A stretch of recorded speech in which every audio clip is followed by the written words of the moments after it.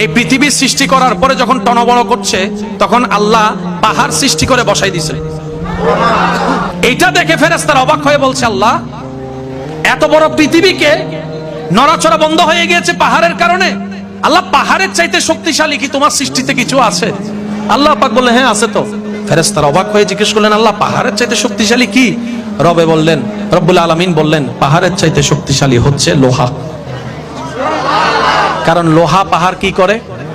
একটু জোরে বলেন। পাহাড়ের চাইতে শক্তিশালী কি? কারণ লোহা পাহাড়কে কি করে? এবার ফেরেশতারা অবাক হয়ে জিজ্ঞেস করলেন, আল্লাহ, লোহার চাইতে শক্তিশালী কি কিছু আছে? রব বললেন, হ্যাঁ আছে তো। ইয়া রব, সেটা কি? রব্বুল আলামিন বললেন, লোহার চাইতে শক্তিশালী হচ্ছে আগুন। কারণ আগুন লোহাকে, মাশাআল্লাহ। ফেরেশতারা অবাক হয়ে জিজ্ঞেস করলেন, ইয়া রাব্বুল আলামিন, এই আগুনের চাইতেও শক্তিশালী কি তোমার সৃষ্টিতে কিছু আছে? রব্বুল আলামিন বললেন, হ্যাঁ আছে তো। ইয়া রব, সেটা কি?